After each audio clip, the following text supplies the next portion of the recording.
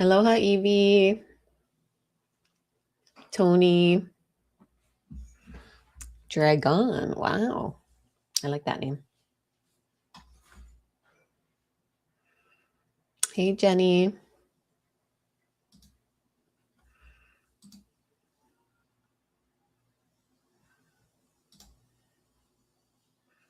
Nani.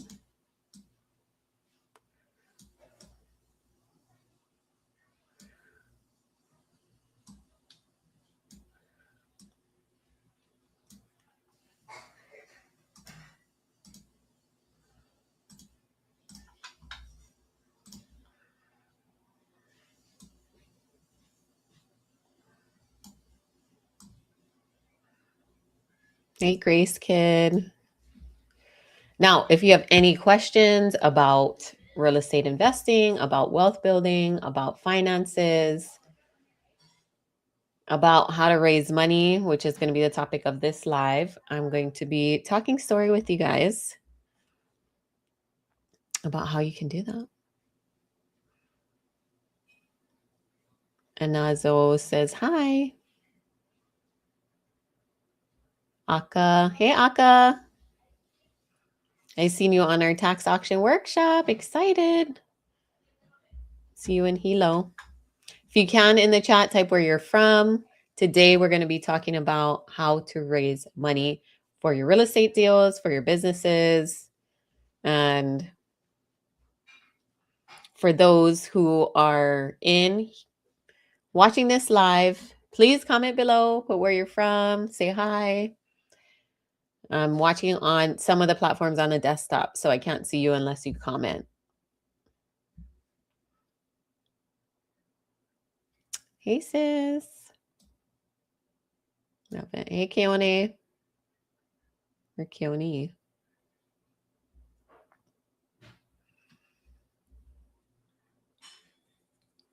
Original Big Island shape. Nice.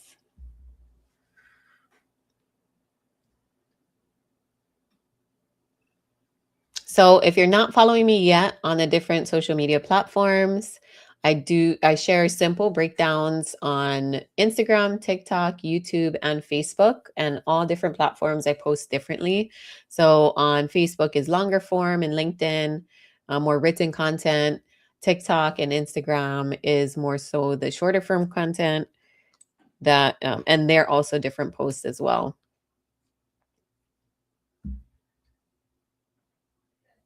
So today we're going to be breaking down something that truly has helped me scale over the years.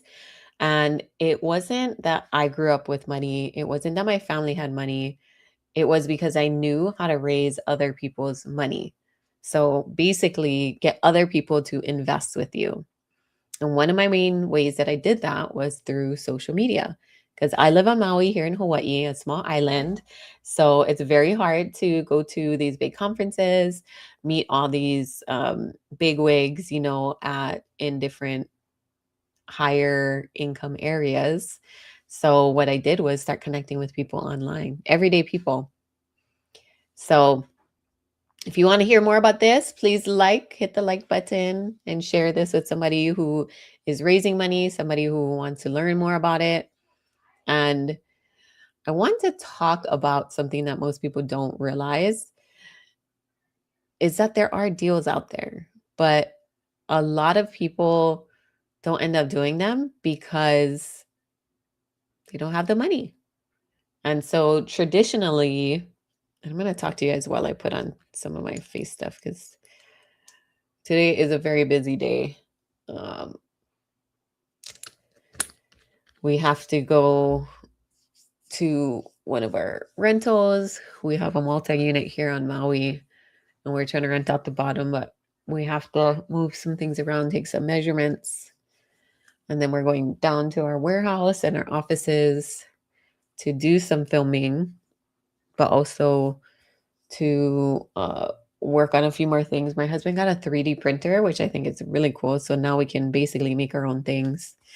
Then we have to drop a, what is that? Smoke alarm to one of our other rentals.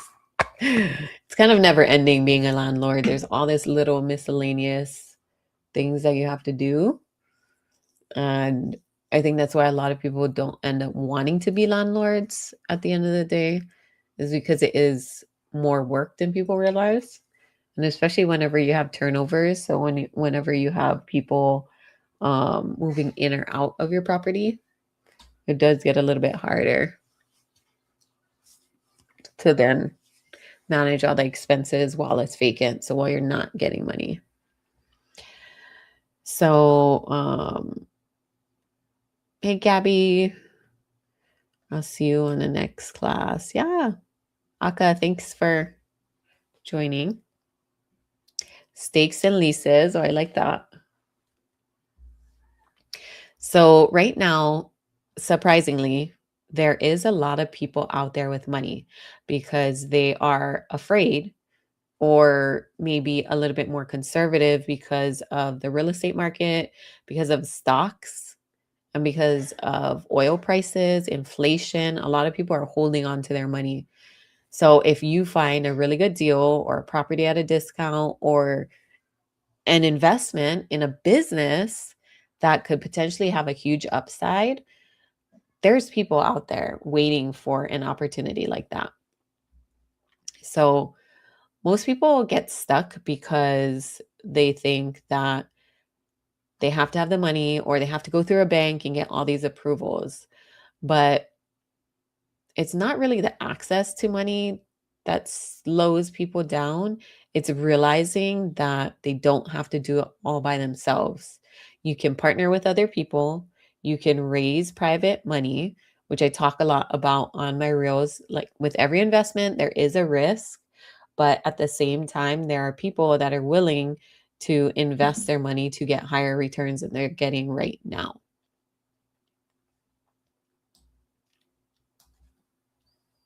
Any other questions, real estate related? Why don't you do owner financing? So I did try to do owner financing, but the people that wanted to purchase the properties that I was selling couldn't come up with 20% down. And at that point, it didn't make sense for me. I think so. For those who don't know, John is talking about when you own a property and then you basically become the bank for somebody who's going to purchase it. A lot of times this is done when the property is owned outright. That means they own it 100%. There's no mortgage on it.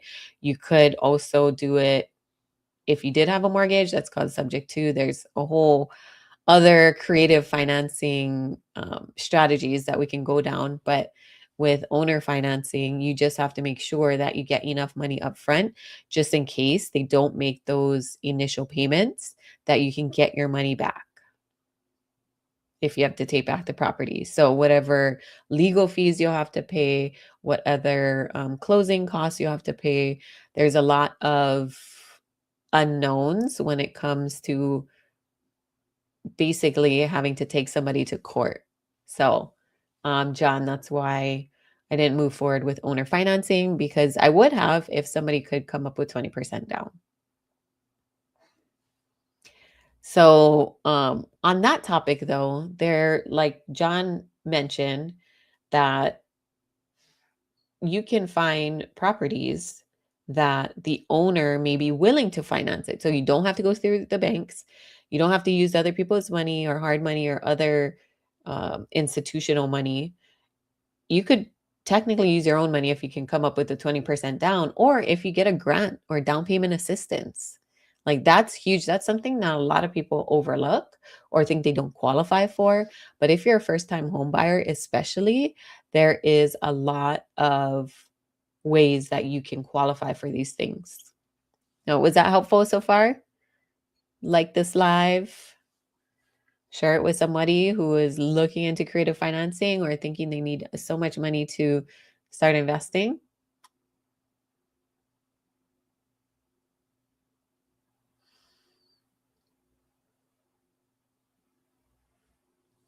Joined.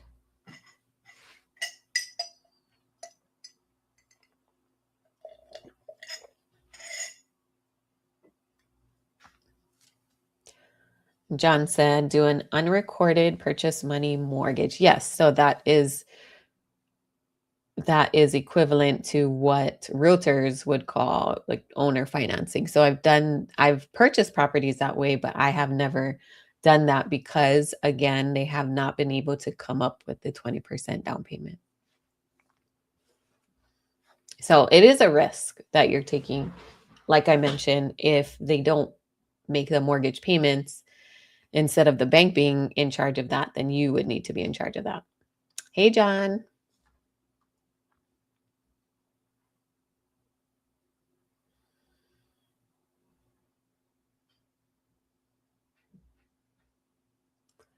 Hey, Howie.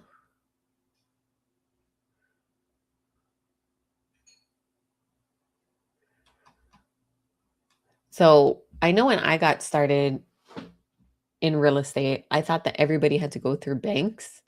And a lot of people don't know that there are private individuals out there that are bringing the money for these real estate deals and basically becoming the bank for other real estate investors. And that's how I was able to scale so quickly because I was leveraging OPM. They call it other people's money. So there's doctors, owners, retirees using their retirement accounts to fund these deals, other professionals that are looking for higher returns without too much complex strategies, right? Like I feel like private money is pretty straightforward as long as you know how to analyze the deals as well. And like I said, every investment is a risk, but some are definitely worth doing because of the potential outcome. But to each their own, this is not financial advice, but this is just letting you know that that is a way to kind of get ahead is you'll have to do something a little bit different than you're already doing. And I didn't even know about private money or there was money out there like that because nobody really talks about it. Like, probably if you're following me, you've heard it, or other people, other real estate investors, you heard that terminology before. But other than that, did you know that that was even a thing? That other people basically lend out their money to other investors, other business owners, and they become basically the bank? Hey, Roses. K-Bra says, I have one I'm working on right now. Awesome. Yes, any questions you have about real estate investing, about finances, about private lending, put it in the chat. About buying a home.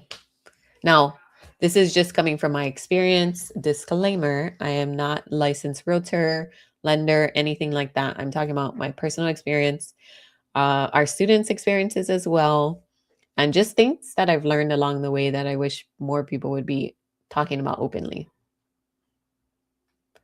So Danny says, first time home buyer here, want to buy a duplex for my first home and rent out the other side, live in for a year or two and repeat. That's awesome. That's a great way to think about it. I think, oftentimes people get stuck in the fact that they want their first home to be their forever home, the white picket fence, have all the bells and whistles. But one way to get started, Danny, that you just talked about is buying a house that has multiple rentals on it. And that's exactly what I did as well, is I bought a 2 unit. My mom lived on one side initially and I lived on the other side. And then when she moved out, I rented that side to help cover the mortgage. Then I rented a room on in my side, my what do you call it, unit, and that paid for our utilities. So there is definitely a way that you can get creative, even in this market, even when it's expensive, to try to find deals where you can make the numbers work and cover your most biggest expense, which is housing. So I highly recommend following through with that, Danny, and keep me updated on how that goes. Looking for a duplex, that's a very smart idea. K Ross says, Mahalo Dasha, creative financier here. If you're local and looking to get your first home, let me know. Yeah, there is a lot of people that are have helpful advice. Thanks, Doug. have helpful advice and just are sharing what they've been through, what they've done, and other creative ways that you can purchase properties. And I think that's awesome.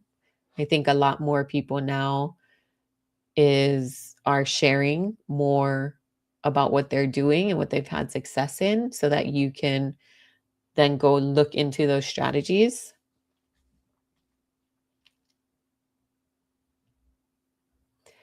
Nick Knack says, what's the typical credit score for first time home buyers?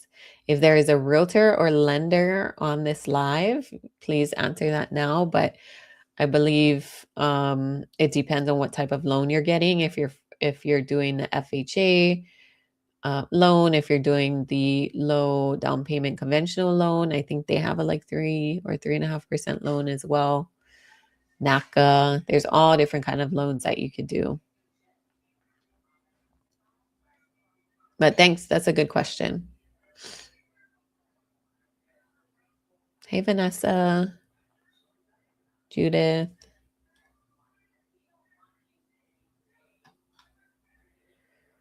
So, for the topic of this live, it was really just how do you get money from other people, right? Normally, we're used to getting money from banks, taking out loans, mortgages, straight from a regular bank. And private money is the opposite of that. It's not a bank, it's not institutions. It's just real everyday people that have money maybe in their home equity line of credit, in their retirement, maybe in their savings that aren't earning what they want it to. And they're willing to put that money towards one of your real estate deals, maybe a business idea that you have. And sometimes for the bigger business ideas too, they call them angel investors.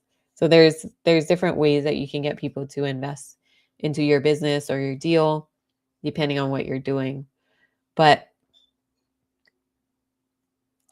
it all starts with your connection with that person. Like the deal has to make sense, of course, but also that connection has to be there between you and the basically money person, because they're trusting you to steward their money in a way that will benefit them, but knowing the risks.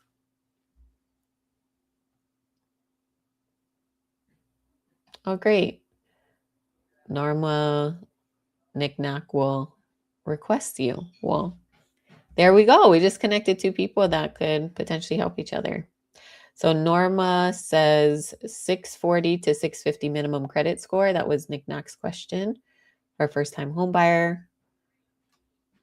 What would you need? So if you want to learn more about raising money, about basically getting money for your deals from everyday people, you don't have to have the money yourself. I really want to reiterate that. But you do have to be aware of the risks, and so do the other people investing with you. But I've been able to raise over $10 million from everyday people and accredited investors, so high end net worth investors as well. And the number one thing is they want to know the numbers on the deal, but also have to have some sort of relationship or trust built with you. And so, if that's something that you're looking to get started, raising money for your deals, getting into investing, then make sure you guys attend our free virtual masterclass. And we're teaching this 4-second pitch that worked with one of my good friends, Amy, as well. Majuri, she's raised over $60 million. And we will both be talking about how we've been able to raise money from everyday people, how you can meet these people, where you can get your deal structures, and then how these investors actually to think what they want to hear. Because most people aren't taught this, especially if you weren't brought up with money or brought up around people, a lot of people that have money. A lot of times you don't know how to have those money conversations. And, especially as you grow in your journey, you want to be connected. You want to be the smallest fish in the room. You want to get into bigger rooms where people are doing bigger things. They're doing something different because there's a reason why you're here today.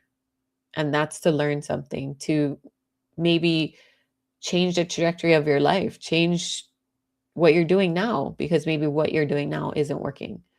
So make sure you comment Money26 below, or if you're on Facebook, I'll put the link as well, or message me the word Money26 and we will send you that link. So if you've ever struggled with raising money for your business, for your real estate, then make sure you attend this 4-second power pitch. You can also go to zashasmith.com. I forgot to put it at the bottom of here. Aurora's and Money26. I think it's Zasha Smith.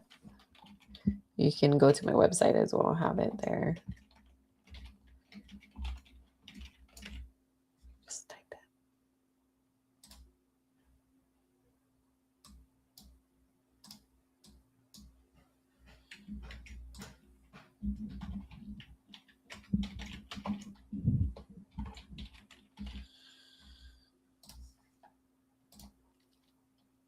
There we go.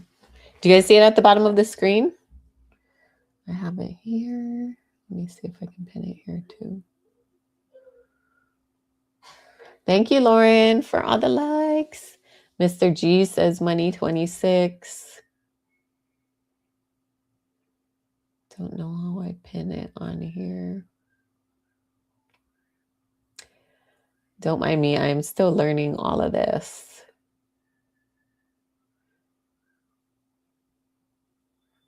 Know how I see it. Mr. G, if you just message me, I should be able to get it to you. Or go to zashasmith.com, ZASHA Smith.com after this live.